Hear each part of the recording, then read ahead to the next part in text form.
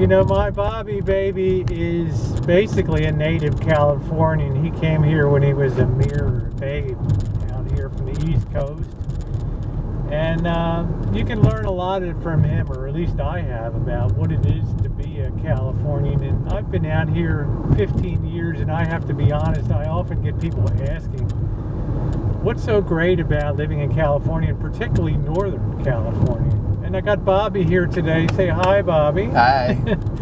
And Bobby's also a big advocate, almost a Chamber of Commerce sort of guy when it comes to living in Northern California. But, baby, what are some of the things that you've been here 50 plus years? Well, so it qualifies you. You've punched your California card. You're as California as you get. What do we have in California? I'm hearing from you the things that NorCal in particular, and Bobby always separates NorCal from SoCal, Southern California.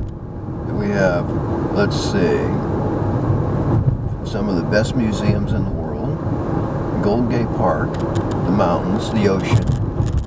I mean, I have a friend that one day he went out to Bodega and went surfing and got in his truck and drove up to Tahoe and went skiing all in the same day. Surfing and skiing in the same day. The same day. They can do that pretty much.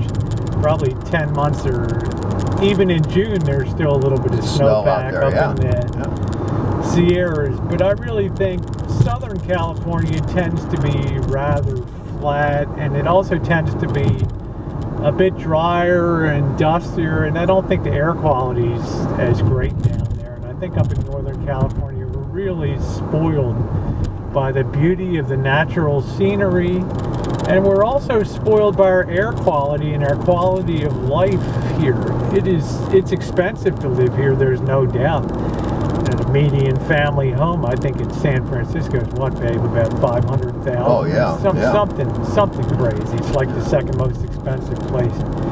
And that's for a 2-bedroom, 1-bath house. Yeah, and not your best neighborhood. No, whereas you go up to your premier Pacific Heights, your Nob Hills, you're talking about $5 to $30 million each for housing. Yeah. And if you get a view of the Golden Gate Bridge, forget about it. You know, you'll have a multi-generational mortgage on your hands. But it's a wonderful place to live. We have a lot of diversity here. You don't see a lot of pine trees down in SoCal, and we're coming around. Our road's a little twisty here, but it's beautiful country. You can breathe the air. It's wine country. The wineries are just huge, the number of wineries up here, and there's vineyards. Bobby mentioned the museums and things, and there's just a really high quality of cultural life here.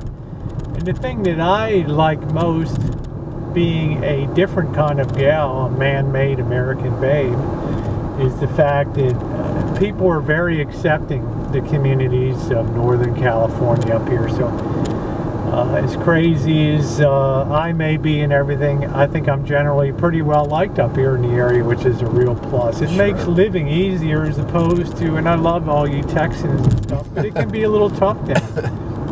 In some areas aren't real open about such things, so I feel blessed in that regard to be here. And my kids were raised here, and they also, as Bobby's were, and they enjoyed that quality of life that comes from living in California.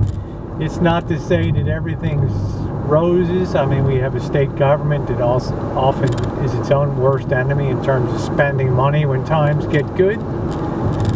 Tend to overcommit to the future in terms of spending. We have prison guards that make, $125,000 a year. We get some firefighters with overtime pulling $250K. I mean, it just gets up to the ludicrous, insane levels. But things have to correct themselves over time, right? But overall, I'd have to say I've lived a lot of different places in the world, from Hong Kong to Hawaii to the East Coast, and visited a lot of places, and to me this really is just a wonderful place to live. So